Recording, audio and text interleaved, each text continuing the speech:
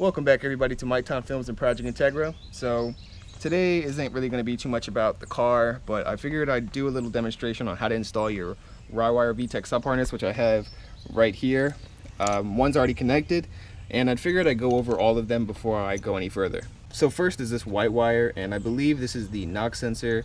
And since I don't have a knock sensor, I disabled it in Hyundai, and that's just going to sit off to the side. You don't need that. But if you do have a knock sensor, you're going to need it, and your knock sensor is all the way in the back, so yeah, you're going to have to reach back there.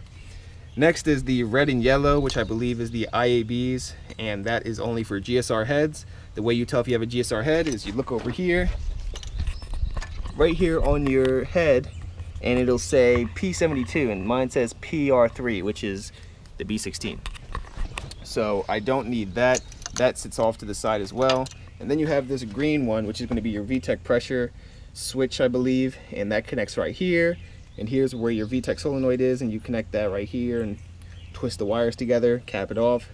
And then this black doohickey right here is going to be your ground wire, and this I pretty much routed all the way over here and basically just tightened it down with a 10mm.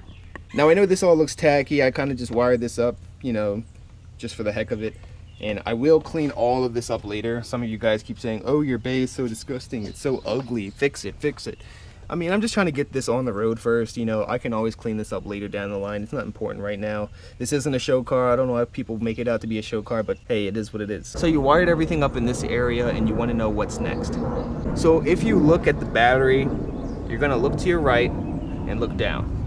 Right behind that battery, you're gonna see a black plug right here.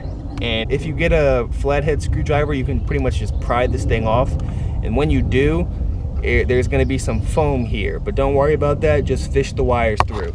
Now, as you can see, I already did mine. I already fished it through, and you just keep pushing. Don't worry about where it ends up. It'll go right where it needs to go, and you just keep pushing, keep pushing, keep pushing until you see the wires on the other side. Okay, so now that you fished your wire through, it's completely all the way down here, and you want to know what to do next with all this. So first, disconnect your ECU. Mine is up here with my jumper harness, so you don't need to do anything right here. Just leave that off to the side. So you got your yellow wire, your white wire, your red wire, and your green wire, and your black wire. Now, I didn't need my yellow, white, or red, so I just pretty much cut them off and left them off to the side. But for you, I'm going to leave a diagram in the description, and you basically figure out where they have to go on here. So you have A, C, and D. There is no B, so pretty much just skip that.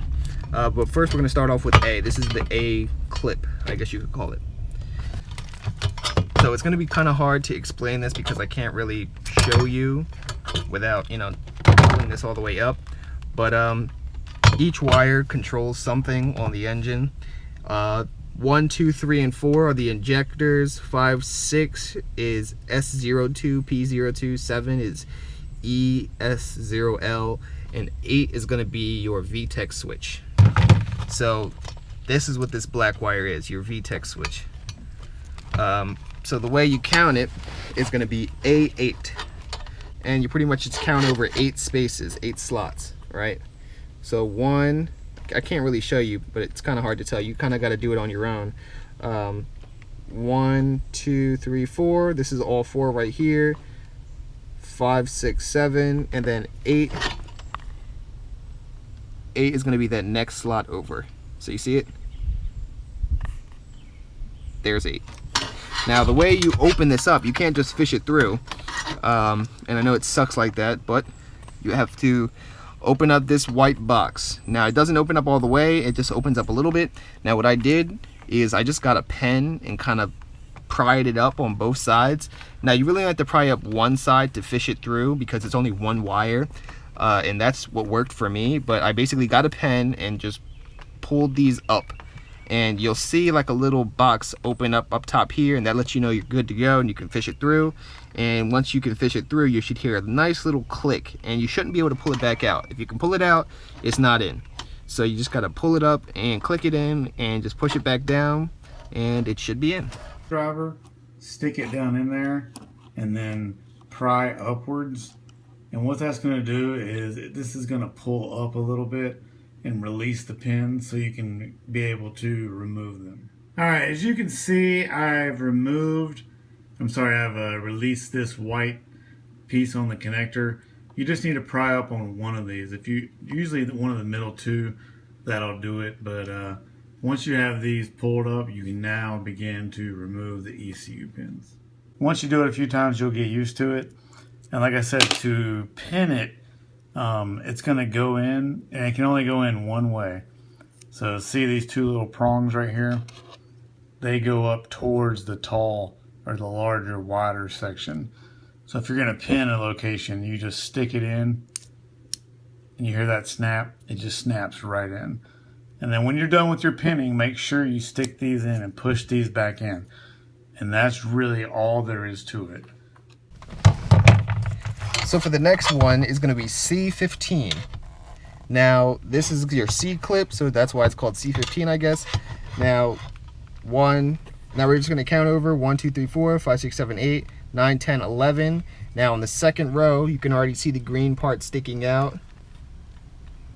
There's 15.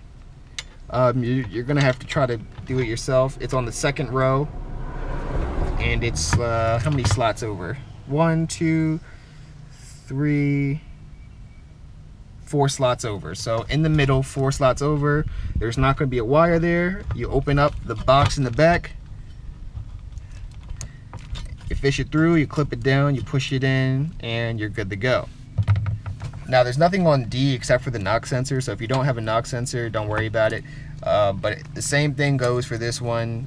They're all pretty much the same. I hope this video was somewhat informative. I know this part kind of got a little confusing because I can't really show you too much because I already did it, and I'm not taking these out for you guys. I'm sorry, this was not easy to put in. But you know, hey, here's your video. I hope it helped. Thank you for watching, and I will see you guys in the next one.